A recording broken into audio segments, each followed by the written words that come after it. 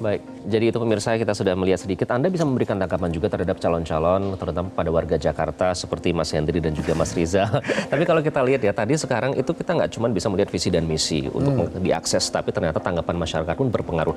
Apakah ini jangan-jangan ya ada trust issues, jadi karena mereka bingung tidak bisa melihat dari visi misinya, jadi harus melihat tanggapan masyarakat atau kalau di media sosial kan komen netizen tuh sampai perlu seperti itu. Ya saya pikir yang terpenting hari ini adalah publik bersuara. Karena saya pikir yang mewakili suara publik, menjadi penyambung lidah suara publik itu hampir nggak ada. Jadi semua partai berkumpul untuk peristiwa dagelan besar ini gitu. Yang dimana suara publik itu mungkin nggak ada tempatnya. Jadi hari ini menurut saya publik harus dalam tanda petik membuat partai untuk menyuarakan apa yang perlu mereka pertahankan. Kalau konsepnya continuity and change ya, apa yang berubah dan apa yang berlanjut. Kan ada yang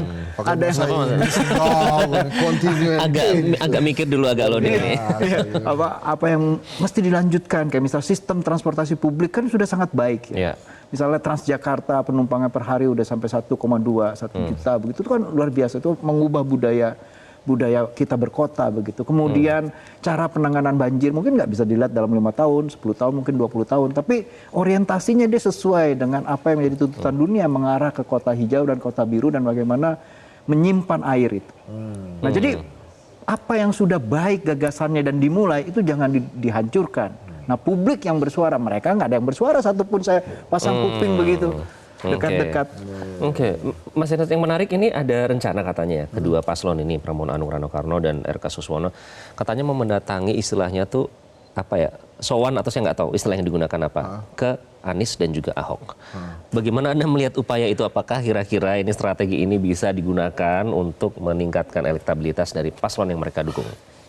Ya kalau mau berkunjung ya berkunjung nggak apa-apa. Jawab dulu Mas, jangan ketawa dulu. Oh, iya. Ya berkunjung itu nggak apa-apa. Tapi kan yang paling penting adalah bagaimana mereka memang tulus untuk berjuang demi Jakarta ya. Jangan kemudian mengunjungi Anies, mengunjungi Ahok itu seolah-olah nanti semoga pendukung-pendukung mereka juga milih mereka gitu. Ya itu kan ya bagian dari strategi, boleh-boleh aja. Apakah memang ada kekhawatiran soal itu berarti?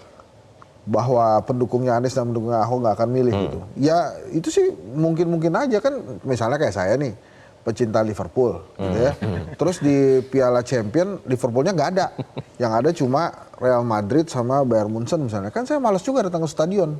Sama mungkin nih, karena jagoannya nggak ada, ngapain saya ke TPS gitu kan. Makanya dengan pendekatan yang dilakukan para paslon ini, berkunjung ke tokoh-tokoh yang memang punya masa ya, boleh-boleh aja, bagus-bagus aja. Tapi kan balik lagi ke visi misi tadi. Kalau visi misi itu kan sebetulnya artifisial aja.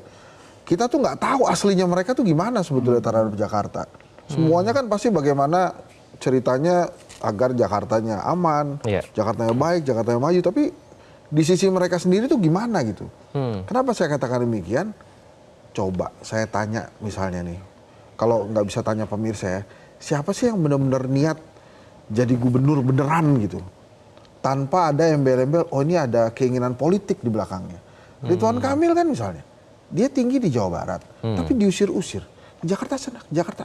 Harusnya kan kalau dia mau, pasti kan dia di Jawa Barat aja. Tapi karena ada keinginan politik, ya sudah saya pindah ke Jakarta.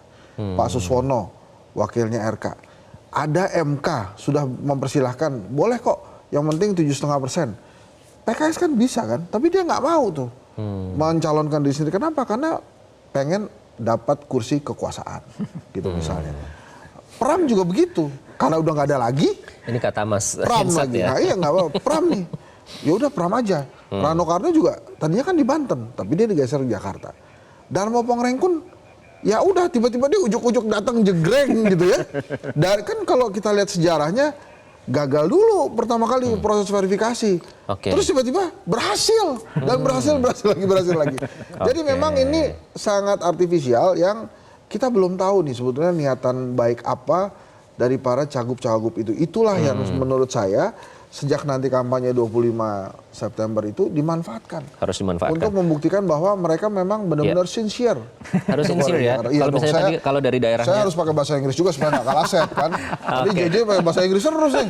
Ini menarik, tadi soal belanja masalah juga ada data yang digunakan. Nanti kita akan bahas lebih lanjut. Namun kita akan ada SPI Flash pemirsa, baru saja terjadi gempa bumi bermagnitudo 5 mengguncang daerah Tenggara Kabupaten Bandung, Jawa Barat.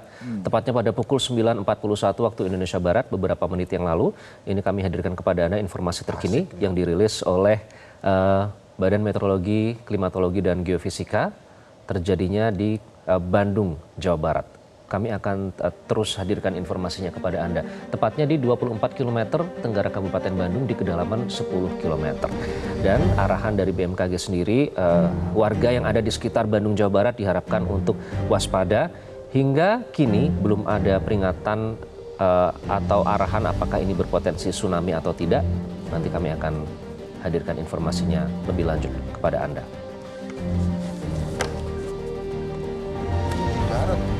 Ya. Kencang itu 5 ya? Ya, magnitudo 5. Nanti kami akan hadirkan informasi soal gempa ini kepada Anda pemirsa. Dan untuk ini waktu kita sudah habis, Mas Rizal dan Mas Hensa. Tapi menarik, udah Mas. Masih banyak sebenarnya yang ingin kita bahas soal tadi. Sebenarnya jadi tidak terlalu bermasalah ya, tidak terlalu sulit kalau misalnya soal belanja. Masalah tadi karena data-data itu sudah bisa dimanfaatkan, sudah ada hasil risetnya. Jadi ya sudah, ini 3 calon sudah ada Mas, kita nggak bisa lagi kan sudah ditetapkan KPU. Jadi supaya warga Betawi, warga Jakarta yang tinggal di sini bisa mendapatkan manfaatnya, apa yang harus ditunjukkan oleh tim ses dari pasangan calon ini? Saya pikir tim sesnya itu kita nggak bisa mengharap dari tim ses ya, tapi kita mengharap sekarang kepada publik Jakarta yang punya kecerdasan, punya pengetahuan, dan dia lebih lama dari tim ses ini semua, dari gubernurnya gitu, dan punya keseriusan sebagai orang Jakarta begitu ya, sebagai warga Jakarta gitu ya. Saya pikir ini tantangan yang paling besar periode ini untuk membela Jakarta sebagai, ya dalam sejarah Jakarta itu benteng demokrasi begitu ya, dan demokrasi itu menginginkan kehidupan yang layak, kehidupan yang nyaman begitu ya, membentuk sebuah kota. Nah, ini tantangannya publik Jakarta itu harus menjadi lawan dari semua calon ini untuk mempertahankan apa yang sudah baik dicapai, jangan sampai hancur di masa depan. Jangan sampai stetoskopnya salah jantung ya, diarahkan lagi ke jantung yang benar, jantungnya warga Jakarta. Mas Hensat, terakhir, jadi dari ketiga calon ini sudah mulai bergerak, nanti akan mulai berkampanye. Kita lihat apakah nanti akan ada kejutan atau malah nanti anti klimaks ya kalau melihat dari pertarungannya. Memang warga Jakarta ini susah dijebak sih sebetulnya tuh. Dan diikuti betul proses para gubernur ini sampai di ujung biasanya. Kalau kita lihat sejarahnya kan Fauji Bowo gitu misalnya, lisannya yang menggagalkan dia itu di ujung-ujung. Lo kalau mau pilih orang Solo, lo pulang aja ke Solo gitu. Nah itu diinget tuh sama... Dicatat ya dalam sejarah. Akhirnya yang menang orang Solo beneran deh. Nah sampai sekarang dia menang. Terus misalnya Pak Ahok juga sama-sama kita tahu. Jadi dalam perjalanannya jangan sampai ada kepleset lidah, itu satu. Dan kemudian yang kedua, orang Jakarta ini seneng banget nanya kenapa dan bagaimana. Jadi pada saat dia misalnya mengatakan bahwa kami akan membangun perumahan. Kenapa perumahan? Terus gimana pelaksanaannya? Baru kemudian selanjutnya itu untuk siapa? Gitu. Nah, sekarang kan sebetulnya orang ini yang ditayangkan di Metro TV ini kan bagian kotanya. Tapi bagian pinggiran-pinggirannya di daerah pemukiman kan nggak secantik ini nih tuh, ada yang apa? padat penduduk di Angke, di Tambora misalnya ya. Misalnya seperti itu, belum lagi yang di timur, yang di selatan. Nah, yang menjadi permasalahan itu adalah bukan cuma program dari para cagup-cagupnya, tapi bagaimana si cagup-cagup itu juga secara personal diterima oleh warga Jakarta. Jadi pertanyaan kenapa dan bagaimana itu harus bisa dijawab tuh oleh para calon gubernur. Dan lagi-lagi untuk bertahan hidup, warga Jakarta ini curiganya gede juga sama calon gubernur, nih orang mau ngapain nih. Jadi istilahnya JJ lagi nih, kelas menengah ngehenya Jakarta itu kalau sampai diganggu kenyamanannya, wah itu repot tuh calon gubernur ya habis itu pasti. Ada itu dia. Ada resistensi yang jadi luar biasa tuh kalau gitu. Oke, jadi ke TPS nggak nanti? Pasti ke TPS ya.